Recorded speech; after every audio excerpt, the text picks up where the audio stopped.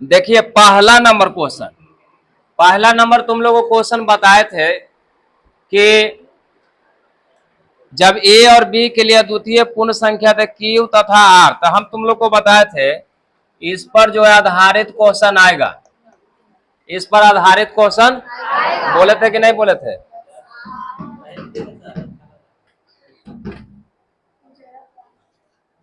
अच्छा ये बोले थे कि इस पर आधारित क्वेश्चन आएगा, बोले थे कि नहीं बोले थे? याद है कि नहीं? अब कब पढ़ाएं बताओ? ये नहीं 4 दिन 5 दिन 6 दिन पहले पढ़ाए कि नहीं पढ़ाए?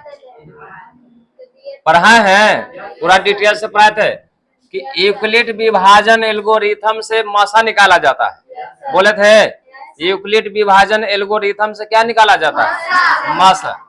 तो अब यहाँ पर देखिए इसको लिखने का मतलब क्या है कि बी से ए में भागा दिए, बी से ए में भागा दिए तो भागफल बचा क्यू और शेष बच गया यार, बोले थे तो बढ़िया समझा समझा के, बढ़िया से समझा समझा के बोले थे कि नहीं बोले थे?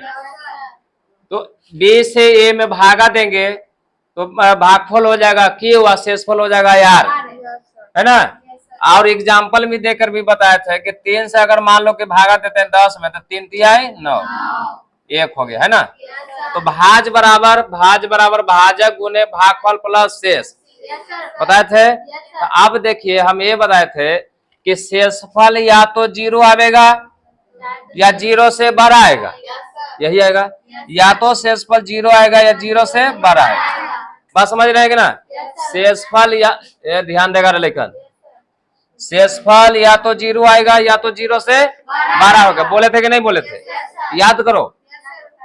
और जब ये बोले थे तो ये भी बात बोले थे कि भाजक होता है तो भाजक जो है हमेशा जो है भाजक जो है हमेशा, है ना? देखो ये जो है मतलब ये बड़ा रहेगा, ये जब शेषफल बड़ा रहेगा तब ना लगेगा, और शेषफल जब छोटा हो जाएगा इससे तो लगेगा, लगेगा बताओ?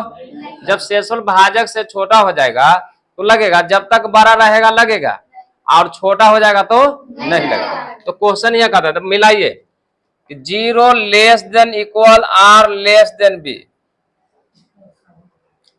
शेषफल हमेशा, ध्यान रखना, शेषफल हमेशा भाजक से छोटा होगा, है ना? शेषफल हमेशा भाजक से छोटा होगा, पॉइंट नंबर 1। दूसरा शेषफल या तो 0 आएगा या 0 से बड़ा।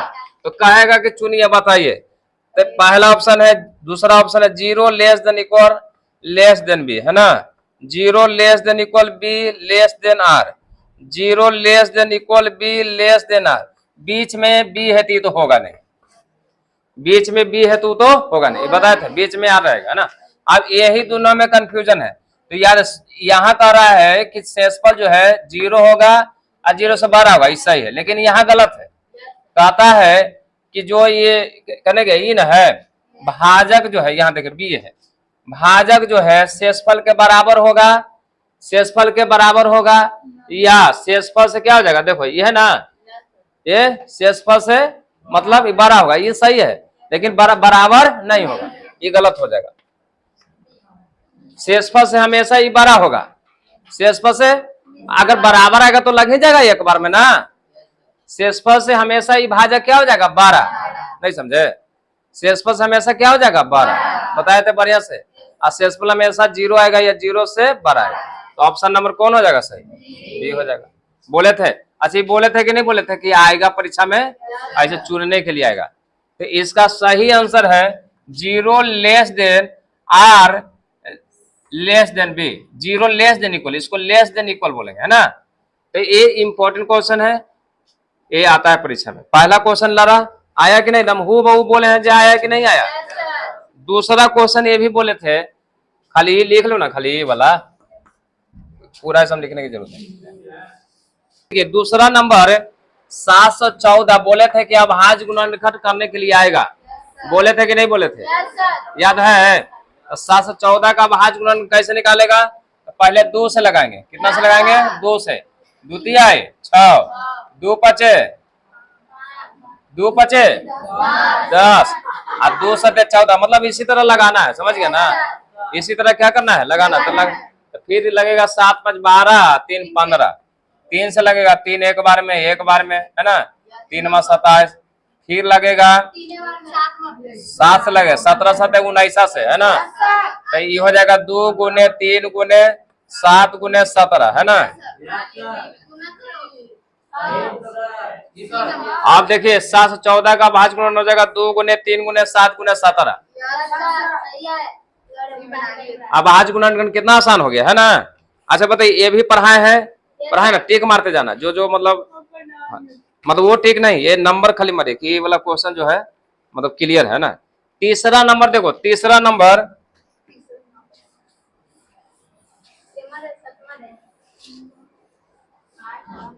तीसरा है दो संख्याओं का लसा तथा मसा। अब बताओ, तुम लोग को ये बताए थे कि दो संख्याओं का बताया था ना, गुणनफल बराबर होता है मसा गुने लसा, मसा गुने लसा। बताया है कि ना बताया है। तो दो संख्याओं का गुणनफल, दो संख्याओं का मतलब मसा लसा कितना दिया हुआ है 72 और गुने 6। तो कहता है कि गुणनफल निकालिए, तो दोनों गुना कर दीजिए, आंसर हो जाएगा। दो संख्याओं का गुणनफल बराबर होता है मासा गुने लसा, जिसमें से मासा और लसा दिया हुआ है 72 और 6। तो दो संख्याओं का गुणनफल तो गुना कर दो, कितना आ जाएगा 6 दूनी 12 और 7 छक 42, 7 छक 42 है, एक कितना हो गया 43, 432 नंबर। पढ़ावल है कि ना पढ़ावल है। अच्छा, उसके बाद है अगला क्वेश्चन है कि दो संख्याओं का गुणनफल दिया हुआ है। अगला क्वेश्चन में दो संख्या गुणनफल दिया हुआ 2366, क्या दिया हुआ है 2366 दिया हुआ है, 2366 गुणनफल दिया हुआ है और मासा दिया हुआ है। तो मासा गुने लसा होता है, तो 13 गुने लसा, 13 गुने है ना, 13 गुने लसा। तो देखो कहता है कि दो संख्या गुणनफल दिया हुआ है, दो संख्या को गुणनफल दिया हुआ है और यहाँ पे देखिए मौसा दिया हुआ है, लासा निकालना है तो 13 से भाग दे देंगे। तो लासा बराबर क्या होता है, लासा बराबर 2366 बटा 13, 2366 बटा 13। तो 13 से भाग देंगे तो क्या हो जाएगा बताओ, 13 एक बार में है ना जी, 13 से भागा दीजिए, 13 से 2366 एक बार में 13 0, 13 से 91, 13 8 74 से है ना, 8 बार में 104, 2 6 13 दूनी 26, 182 आंसर।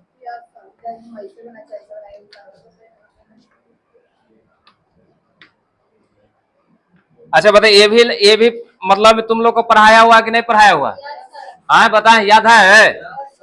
अगला क्वेश्चन देखिए 5वां नंबर, ये तो लगता है कि लगातार क्वेश्चन लग रहा है ना, ये 1 2 3 4। 5वां कहता है कि एक प्रमेय संख्या का व्यापक रूप P बटा Q है। तो तुम लोग को हम बताए थे, मिटा देना इसको, दो संख्याओं का, ध्यान देगा, दो संख्याओं का दो संख्याओं गुणनफल बराबर होता है मौसा गुने लसा। क्वेश्चन का अच्छा, प्रमेय संख्या का डिफिनेशन क्या बताते हैं, वैसी संख्या जिसे P बाई Q के रूप में लिख सके लेकिन Q does not equal to 0, Q does not equal to 0। बोले थे कि नहीं बोले थे, यानी जो हर जो है 0 के बराबर नहीं होगा, बताए थे कि नहीं बताए थे। तो यहाँ पर क्वेश्चन क्या कहता है कि एक प्रमेय संख्या का व्यापक रूप P बाई Q है जहां P does not equal to 0 नहीं, P बराबर 0 नहीं, Q does not equal to 0 सही, Q बराबर 0 नहीं। कौन सा ऑप्शन हो जाएगा, सी। पढ़ाए या ना पढ़ाए हैं, उसी दिन बताए थे। Q डज नॉट इक्वल 0 है ना। अगला क्वेश्चन है कि आप प्रमेय संख्या ज्ञात करें, आप प्रमेय संख्या ज्ञात करें।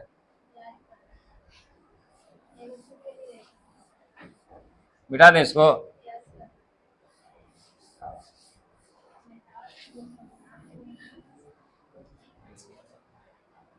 आप प्रमेय संख्या ज्ञात करें।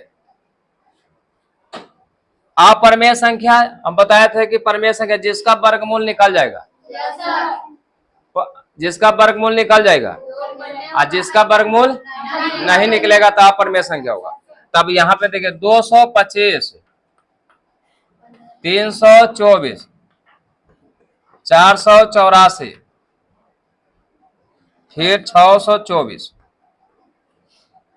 225 का वर्गमूल 15 और 324 का 18, इसका 22, इसका निकलेगा लेकिन पॉइंट में निकलेगा, लेकिन कुछ में निकलेगा पॉइंट में। तो अपरिमेय संख्या कौन हो जाएगा? डी। 624। कितना हल्का सवाल है ना। फिर कहता है कि निम्नलिखित में कौन सरलतम रूप है? क्वेश्चन नंबर 7वां नंबर, सरलतम रूप। सरलता मतलब छोटा में लिख देना, छोटा रूप में लिखना है, कुछ में लिखना है। तो देखो 8/12, 6/16, 5/24, 15/84 है ना। कहता कौन सरलतम रूप में है? सरलतम मतलब छोटा रूप में। अब यहाँ देखो 2 चौको 8, 2 चौको 8 और 3 चौको 12, यानी 2/3 है ना जी। ये भी कटेगा 8 दूनी 16, सॉरी 3 दूनी 6 और 8 दूनी 16, 3/8। ये नहीं कटेगा, ये कटेगा।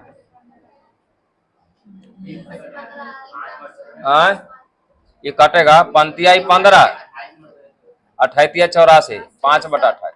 यानी यहाँ पर देखो सब जो है कट रहा है, लेकिन सी नहीं, यानी ऑलरेडी जो है मतलब छोटा रूप है। ऑलरेडी क्या है? छोटा रूप। यानी ये हो गया सरल रूप में लिखा हुआ है, यानी ऑप्शन नंबर सी हो जाएगा। अगला क्वेश्चन है 5005।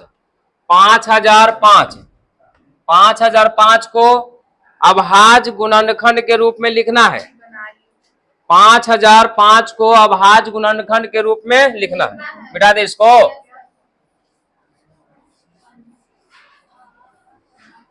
5005 को अभाज्य गुणनखंड के रूप में लिखना है, तो ये बताइए 5 से लगेगा जी?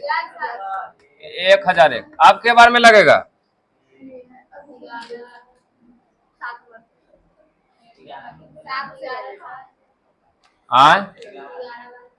11। 7 से करता है? हाँ सर, 7 से कटेगा, नहीं तो 7 से भागा दे के देखो।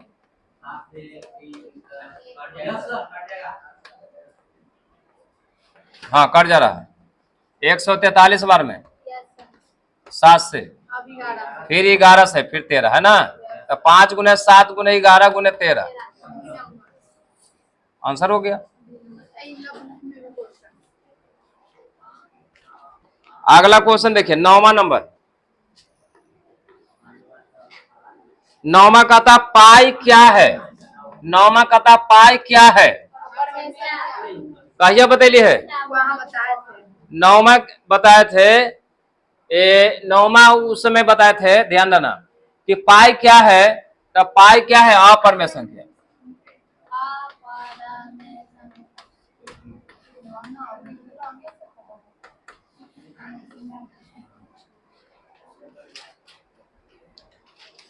पाई क्या है? अपरिमेय संख्या।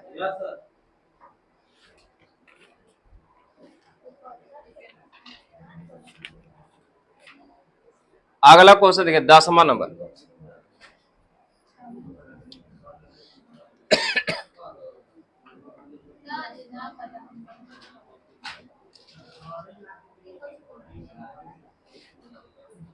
देखिए 9वां कहता सभाज्य संख्या न लिखल है। 9वां कौन युग में सभाज्य संख्या है? तो सभाज्य संख्या के मतलब दो संख्याओं का मौसा 1 आना चाहिए। कितना आना चाहिए? 2 संख्याओं का मौसा कितना? सभाज्य। सभाज्य का मतलब होता है कौन जो है सभाज्य संख्या है, दो दिले रहेगा संख्या, उसमें से कहता है कि कौन? तो 16, 24, 23, 69, 14, 35, 42, 55 कहता है कौन अभाज्य संख्या है? तो ये तो इसका अभाज्य संख्या तो मतलब लगता है कि 1 नहीं आएगा। इसका देखिए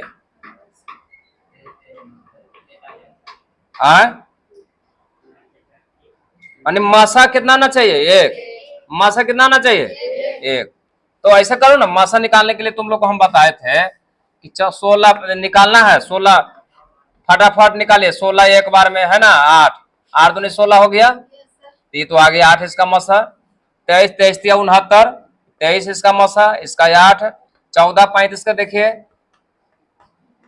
एक बार में 14 है ना, एक बार में एक,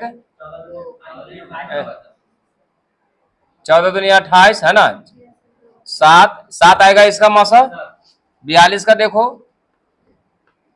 एक बार में 42, 3 13 से 42, एक बार में 13 है ना, 9 9 29, 39 39 3 है ना, कट गया। 3 से 13 1 आ जाएगा, यानी 42 से 55 का मासा कितना आएगा? कितना आ जाएगा? इसका मासा हो गया 1। तो सभाज्य संख्या कौन हो जाएगा? D number. यानी सभाज्य का मतलब है दो संख्याओं का मासा 1 होनी चाहिए। कितना होना चाहिए? 1। समझ गए? दो संख्याओं का मासा कितना होना चाहिए? 1। तो हो जाएगा सभाज्य संख्या। क्या हो जाएगा? चलिए, अब यहां तक 10 नंबर तक सिर्फ आया है वास्तविक संख्या का। वास्तविक संख्या का के गो क्वेश्चन आया है? 10 गो। के गो क्वेश्चन आया? 10 गो। 10 पढ़ावल था कि नहीं पढ़ावल था? पढ़ावल था।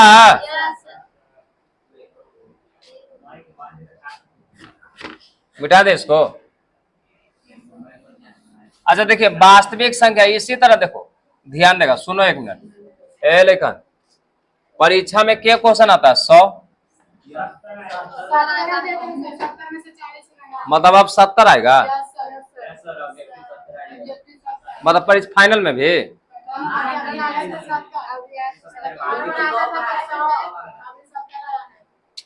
हम ये नहीं करें, फाइनल में 100 आएगा। फाइनल में 100 आएगा। अभी तो ऐसा कोई रूल नहीं मतलब पास हुआ है। अभी सिलेबस जो पहले का है वही सिलेबस, न्यू सिलेबस। ये तो खैर दिया है ऐसे है ना। 100 क्वेश्चन आएगा। अच्छा ये बताइए, 100 क्वेश्चन आएगा तो हर चैप्टर में 2-2 3-3 को अगर सेट करेगा तो 100 क्वेश्चन तो होगा ही नहीं, होगा? तो यानी 10-12 चैप्टर है, तो बताइए कि एक चैप्टर में से कम 10-15 क्वेश्चन देगा। तो यहां देखिए 10 क्वेश्चन आपको वास्तविक संख्या से आया। बात समझ रहे हैं? यानी 2-3 चैप्टर अगर खाली क्लियर कर लिया ना तब पास हो जाएगा। ये मतलब नहीं पढ़ने वाले के लिए बोल रहे हैं, जो पढ़ने वाला के लिए तो खैर होकर बातें अलग है। तो अब देखिए, अब जो है, अब आइए इधर से प्रायिकता जो है, प्रायिकता क्षेत्रमिति भी पढ़ाए थे, त्रिभुज के बारे में भी पढ़ाए थे।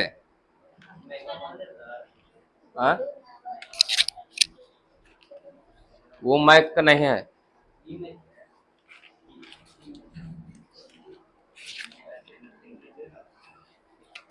देखिए अब ये वाला हम बता रहे हैं।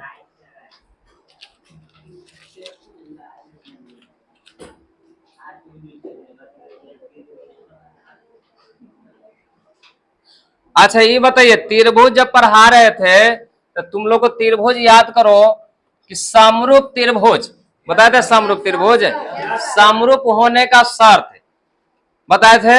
समरूप होने का शर्त क्या है? संगत कोण बराबर होते हैं, असंगत भुजाएं समानुपाती होती है। बोले थे कि नहीं बोले थे?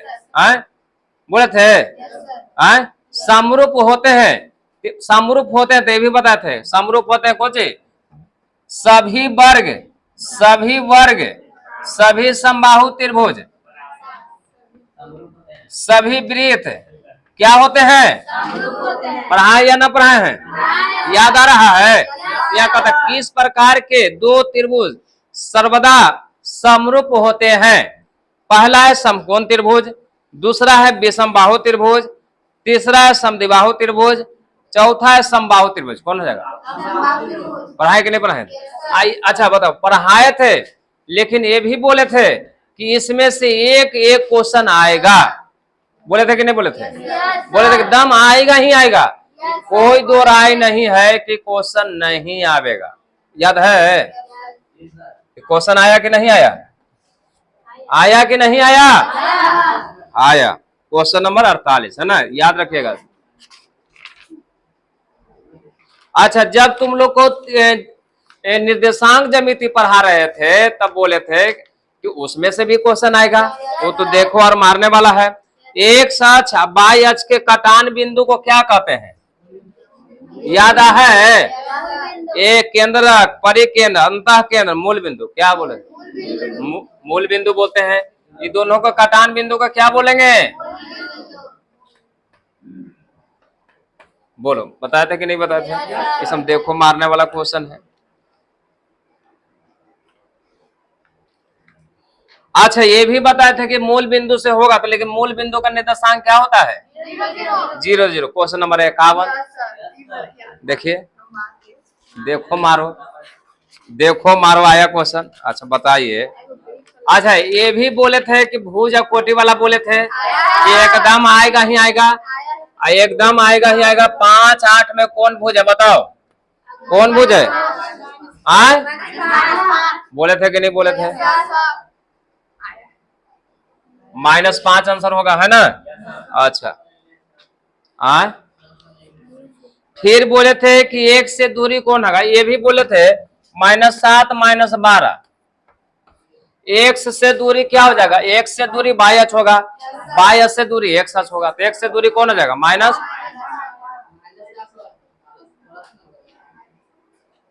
कैसे कोऑर्डिनेट में माइनस रहेगा तो माइनस नहीं लिखेंगे तो आवाज पागल। -7 -12 x अक्ष से दूरी, या -12 तो -12 ना लिखेंगे।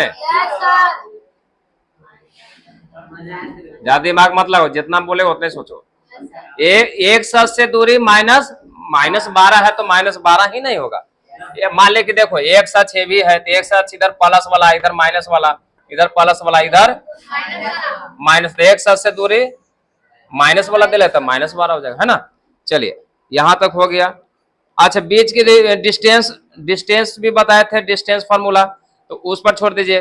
बाई अक्ष से स्थित बिंदु का निरूपण, बाई अक्ष पर बोलेगा तो x बराबर 0, ये भी बात बोले थे। x अक्ष पर बोलेगा तो y बराबर 0, बोले थे कि नहीं बोले थे? अरे बोलो ना। कहता y अक्ष पर, तो y अक्ष पर कहेगा तो x बराबर 0, तो 0 बाई आंसर हो जाएगा। तो यहाँ देखिए 0 बाई x, y अक्ष पर कह रहा है तो x बराबर 0 होगा। देखो टिक मार ले, FC गलत है, 0 बाई।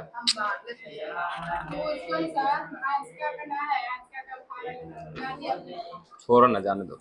माध्य बिंदु, माध्य बिंदु बताए थे आगे आगे पीछे पीछे, आगे आगे पीछे पीछे बताए थे कि नहीं बताए थे?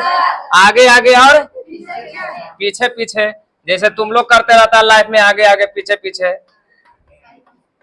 आगे आगे आगे पीछे पीछे, यानी अगला अगला। अरे एकर अगला कौन? ये एकर अगला कौन? तो ना बोला 6 4 10 बटा 2, 7 5 12 बटा 2, 5 6 आंसर। मध्य बिंदु बताए थे कि नहीं बताए थे?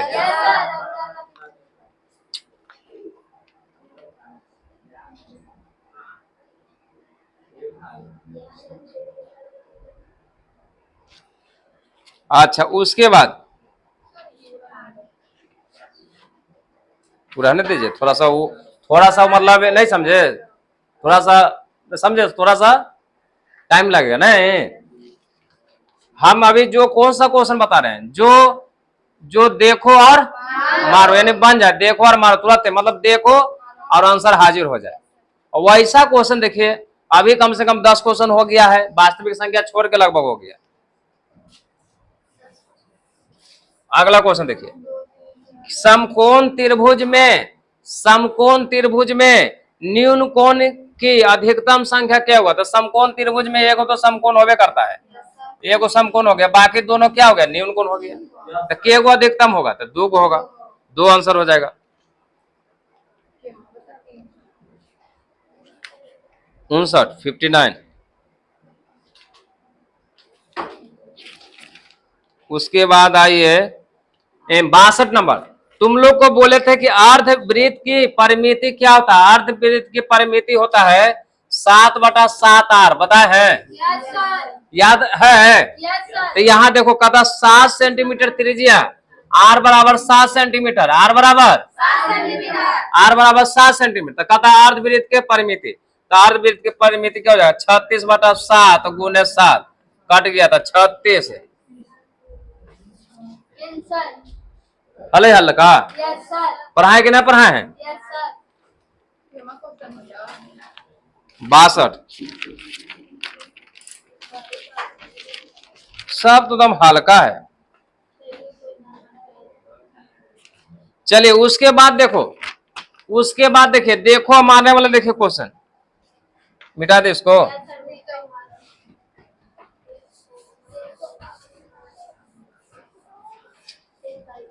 छोड़ो ना, इसको उतारने की क्या जरूरत है। देखो देखिए, ये भी पढ़ाए थे कि वृत्त की सबसे बड़ी जीवा क्या होती है? कोई क्या है याद है? व्यास। पढ़ाए या ना पढ़ाए? वृत्त पार कर बताए थे कि वृत्त की सबसे बड़ी जीवा व्यास होती है। ये भी व्यास है, बताए थे। वृत्त के सबसे हाँ, वृत्त के सबसे बड़ी जीवा क्या होती है? व्यास होती है। बताया है कि ना बताया है? अच्छा, किसी बाह्य बिंदु से बताए थे, याद हो? किसी बाह्य बिंदु से वृत्त पर कितनी स्पर्श रेखा के, तब वृत्त पर जो है वृत्त है, तब बाह्य बिंदु से के गो स्पर्श रेखा की जाएगा? 2 गो। बताए थे कि नहीं बताए थे? 2 गो। एक किसी बाह्य बिंदु से वृत्त पर कितनी स्पर्श रेखा था? 2 गो। अच्छा, अगला क्वेश्चन है, किसी वृत्त की परिधि दिया हुआ है, परिधि दिया हुआ 3:4, तो क्षेत्रफल क्या होगा? बताए थे 9:16। पढ़ाए या ना पढ़ाए?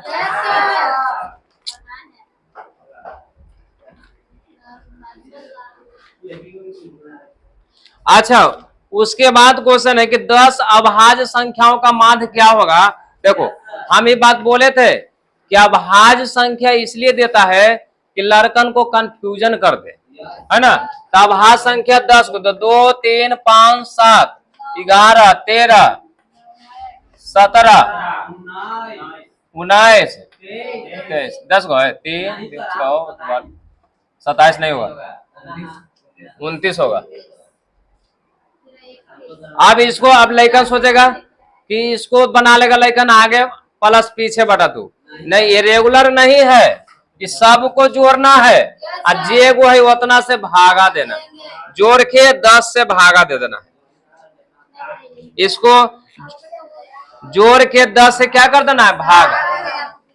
नहीं समझ में आया? अच्छा हल्ला नहीं करो है। उसके बाद कहता है कि एक पासा को लुढ़काया जाता है तो सम संख्या आने की प्रक्रिया। एक पासा को, एक पासा में के गो घटना होता है? बताओ पहले। एक पासा को लुढ़काएंगे तो के गो सम संख्या? 2, 4, 6, 3/6 यानी 1/2 अंश।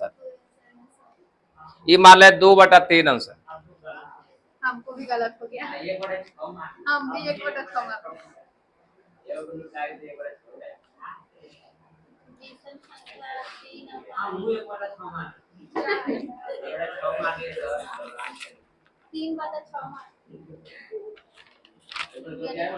अच्छा, अरे उस हम लैकन का भाग गया 3-4 को।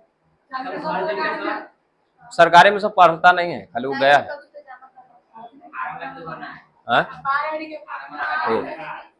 अच्छा सुनिए, कल ही रिवीजन हमने करवाया था कि यूक्लिड विभाजन एल्गोरिथम से मसा निकालने के लिए एगो न एगो आएगा दम 100%। देखो सुनो, पहले सुन लो, जो बात हमने बोला वो बात 90% एकदम सत्य रहेगा।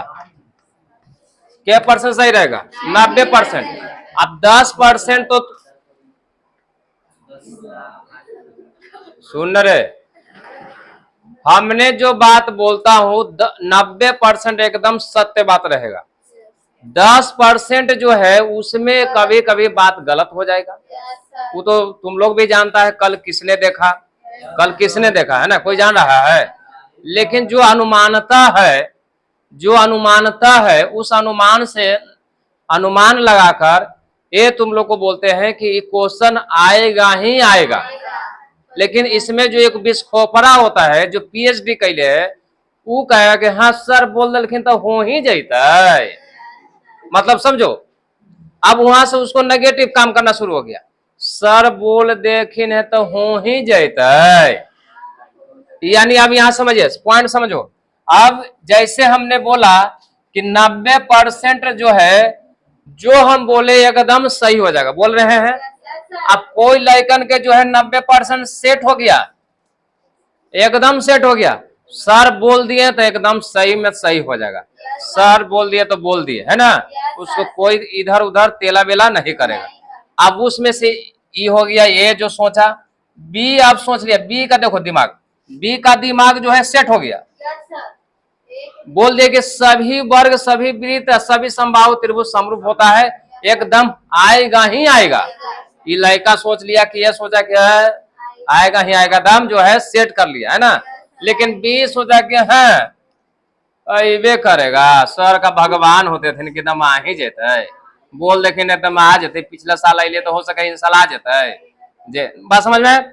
अब बी के साथ जो भी बैठा, बी के साथ जो भी बैठा है, सी बैठा डी बैठा, समझ में आ रहा ना, इधर बैठा, ये दोनों भी तो नेगेटिव हो ही गया, सब काम करासन कर ही दिया, आई अगल बगल को भी काम करासन कर दिया। बात समझे कि नहीं समझे। अगर मालिक बोल दे, मालिक बुढ़िया बोल दे कि हाँ ही जेते, बोल देखे ये भी अब वो बात को ये सब हल्का ले ली, हो सके। लेकिन ना, लेकिन अगर ये बोल देखे नहीं सर बोला तो हम आ ही जा है, ये में कोई दो राय बात नहीं है। तो अब जैसे ही बोले ये दोनों भी पॉजिटिव, ये दोनों भी क्या हो गया, पॉजिटिव हो गया। बात समझे। तो इसलिए तुम लोग को बोले थे इस बार जो क्लास चलाएंगे टॉप 10, बोले थे ना टॉप 10 क्लास, मतलब 10 दिन का मात्र जो है क्लास चलाएंगे। 10 दिन में तुम लोग को वैसा क्वेश्चन देंगे जो परीक्षा में एकदम आ जाएगा, समझ गया ना। बताए थे, याद है। उसमें से 90% चांस रहेगा कि क्वेश्चन आएगा ही आएगा, लेकिन 10% हम गारंटी नहीं लेंगे। 10% गारंटी क्यों नहीं लेंगे, क्योंकि हो सकता है कि 13 की जगह 17 दे दे, 17 की जगह 19। अच्छा कोई भी क्वेश्चन आया, सब पढ़ाया हुआ आया है, इसमें कोई दो राय नहीं, लेकिन हो सकता है कि अंक चेंज होगा, संख्या चेंज होगा, यही ना आया है। अब ये तो यूक्लिड विभाजन एल्गोरिथम वाला क्वेश्चन ऐसा पढ़ा है 255 वाला, लगा कि सेम टू सेम आया है, मतलब आया, लेकिन दोनों आंसर मतलब क्वेश्चन में एकदम सेम है। अरे क्वेश्चन एकदम सेम है, और कितना है ना, है ये 8वां नंबर एकदम सेम है, 8वां नंबर एकदम सेम है। अच्छा सुनो, हम बोले थे क्वेश्चन आया परीक्षा में एकदम आया ही आया, इसमें कोई दो राय नहीं। अब उसके बाद बोले थे कि रैंकिंग वाला क्वेश्चन आएगा, बार वाला क्वेश्चन आएगा, बोले थे कि नहीं बोले थे। एगो न एगो आएगा, देखो आया है 10वां में, कहता है कि 0.254 पॉइंट दे ले, मतलब बूंदा दे ले, तो बूंदा की जगह बोले थे कि ई ना दे के तुमको ऐसे भी दे देगा, समझ में आ रहा है। तो चलिए पॉइंट दे ले है, तो इसको क्या बोले थे 254 लिख देना है, जो पर नहीं है उसको घटा देना है। दशमलव के बाद के गो अंक है 3 गो, तो 2 पर है तो 2 गो ओकर बदला में 9 है, एक बदला में 0, घटा के लिख देना, आंसर हो गया। बोले थे कि नहीं बोले थे। अच्छा उसके बाद बोले थे, ध्यान देगा थोड़ा सा, उसके बाद बोले थे तुम लोग को कि त्रिज्या खंड का क्षेत्रफल बराबर भी हम तुम लोग को बताए थे। त्रिज्या खंड का क्षेत्रफल निकालने के लिए आएगा परीक्षा, बोलते हैं, याद है, वही बताए हैं। त्रिज्या खंड का क्षेत्रफल देखो, r बराबर है 21 सेंटीमीटर, और थीटा बराबर है 120 सेंटीमीटर। कहता है कि त्रिज्या खंड के चाप की लंबाई, कोची की लंबाई, चाप की लंबाई। हम बोले थे कि चाप की लंबाई आवेगा, नहीं तो त्रिज्या खंड का क्षेत्रफल आएगा, लेकिन आवेगा। ये भी बोले थे कि घड़ी वाला भी आवेगा, है ना। अब घड़ी में त्रिज्या खंड का क्षेत्रफल का यूज होता है। तो देखो चाप की लंबाई आ गया था, चाप की लंबाई बराबर फॉर्मूला क्या था, थीटा बटा 360 गुने 2 पाई आर, बताए थे ना। बाकी कैलकुलेशन कर लेना है ना। अच्छा 20, उसके बाद देखिए सुनेगा ध्यान से देखेगा लेकिन ये भी बात बोले थे कि प्रतिस्थापन विधि से हल करने के लिए आवेगा या तो ब्रज गुणन विधि से हल करने के लिए आवेगा, बोले थे कि नहीं बोले थे, फरमाइश करके देखिए 22 नंबर में आया है कि ब्रज गुणन विधि से हल करे, ब्रज गुणन विधि से हल करे, है ना, बोले थे कि नहीं बोले थे। तो आया ही क्वेश्चन। फिर कहता है कि आलेखीय, आलेख वाला आया है, तो आलेख तो अभी पढ़ाई हुआ नहीं है लेकिन ब्रज गुणन विधि से आया है। फिर ये भी बात बोले थे कि तुम लोग को कि माध या माध मादिका बहुलक में से एगो न एगो कोई आएगा, तो माध जो है आया है निकालने के लिए, माध निकालने के लिए आया है। चलिए अब यहाँ पे ध्यान देना है कितना नंबर का जो है, मतलब तुमको अभी इतना मतलब पढ़ाई हुआ, अब पूरा चैप्टर के बारे में तो बोले नहीं है, 3-4 चैप्टर में ही से देखो कितना नंबर आता है। अब यहाँ नंबर खाली जोड़ेगा कि एगो ऑब्जेक्टिव क्वेश्चन हुआ है, हाँ 22, अरे सॉरी ऑब्जेक्टिव क्वेश्चन हुआ क्या को पहले ही देखो।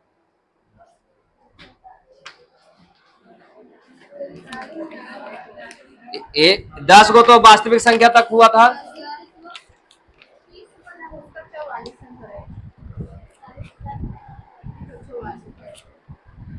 10 तक तो हुआ था ना जी, मान के चलो ना 20 गो है, अरे सुनो ना रे, मान के चलो 20 गो, तो 20 नंबर तो तुमको यहां से आ गया, ऑब्जेक्टिव से आ गया। मतलब सुनो अब ये नहीं कि पूरा की अभी माध मादिका बहुलक से तो ऑब्जेक्टिव आया ही नहीं है, माध मादिका बहुलक से तो ऑब्जेक्टिव आया ही नहीं है, मात्र 2 से 3 आया। कौन कौन से, एक आया वास्तविक संख्या से, आइए को ज्यामिति से आया, थोड़ा सा और मान के चलो, मतलब 3 से 4 चैप्टर से 20 को इधर बना, 10 नंबर के ओने बना, 10 नंबर के मतलब वो सब्जेक्टिव से बना, यानी 2-3 नंबर 3 चैप्टर से तुम्हारा 30 नंबर आ रहा है, तो समझिए कि पूरा चैप्टर के जब होगा तो 80-90 नंबर आ जाएगा कि नहीं आ जाएगा। और 30 नंबर आ रहा है, 30 नंबर आ रहा है, ध्यान देगा 30 नंबर जब आ रहा है तो 30 नंबर का जो क्वेश्चन अभी हम लोग हल किए भारी भारी हल है, एकदम हल्का हल्का था, कोई भार नहीं था, क्वेश्चन में दम ही नहीं था। अब ई वाला क्वेश्चन लीजिए, किसका था दे दीजिए। अब ई वाला में देखिए, ई वाला क्वेश्चन में देखिए पहला ही क्वेश्चन रेकरिंग वाला आया है, 1.27 के माथा पर बार है ना, है। अब इसमें बोले देखो सेम, उसमें भी आया इसमें भी आया, तो देखिए 127 में से एक घटा देंगे, दशमलव के बाद 2 गो अंक है, दोनों पर बार है, तो 99 हो जाएगा, 126/99। समझा कि नहीं समझा, इसको काट देना है, कटेगा तो। इसमें भी आया है कौन परमेश अपरमेय संख्या, एकदम सेम आया कि नहीं आया, उसमें भी बोला कि अपरमेय संख्या, इसमें भी बोला कि अपरमेय संख्या। बताइए 324, 529, 841, 966 कौन वाला, उसमें भी डी आंसर था, इसमें भी डी आंसर है। इसका वर्गमूल 18, इसका हो जाएगा 23, इसका हो जाएगा 29, इसका जो हो जाएगा पॉइंट में निकलेगा, है ना। अपन में से बोले थे कि नहीं बोले थे, अरे बोले थे रे।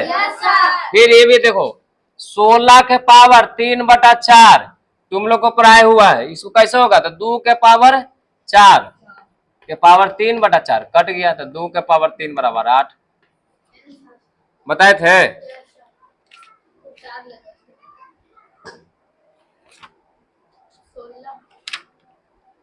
देखिए दोनों चैप्टर जो है दोनों क्लास का मिला के देखिए दोनों क्लास में कौन कौन सेम क्वेश्चन है। त्रिभुज के तीनों कोनों का योग कितना डिग्री होता है,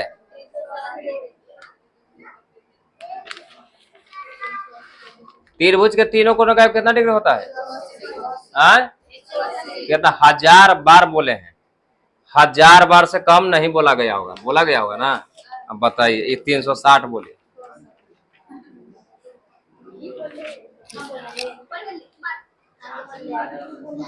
अच्छा, हला नहीं करे। अच्छा, ये बात बोले थे कि किस पाद में होगा, ये भी बताए थे। हाँ, तो कितना हो जाएगा? -2 -3 किस पाद में होगा बताओ? तृतीय पाद।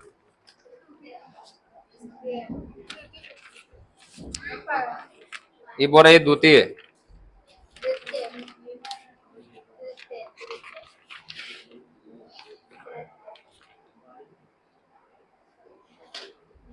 इसमें भी आया पाई क्या है, पाई क्या है? अपरिमेय संख्या, सेम उसमें इसमें। ये क्या क्वेश्चन है? टोटल जितना 30 नंबर आया ना, 30 ही हमें लड़ेगा, उसमें भी सेम लड़ जाएगा।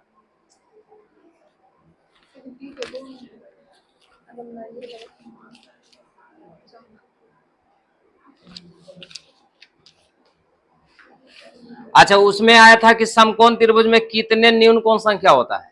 इसमें कहा था किसी त्रिभुज में अधिकतम संभव न्यून कोण की संख्या कितना होगा। था किसी त्रिभुज में जो है 3 गो न्यून कोण होता है, समबाहु त्रिभुज में 3 गो होता है, 3 गो होगा। किसी त्रिभुज में कितने न्यून कोण होगा? 3। अच्छा, टैली मार्क वाला पढ़ाए थे, याद करो। इस पर जो है पिटाइया भी हुआ था, है ना। अच्छा बताइए, कितना आंसर होगा? हाँ, पढ़ाए कि ना पढ़ाए है? हाँ, अच्छा ये बात है, सुनिए, आज सुनो ना, पढ़ाई हुआ कि नहीं हुआ। उसके बाद बोले थे कि वर्ग चिन्ह बताइए, वर्ग चिन्ह। वर्ग चिन्ह तो 35 और 25 का वर्ग चिन्ह क्या होगा? दोनों का जोड़ के 2 से भागा देना।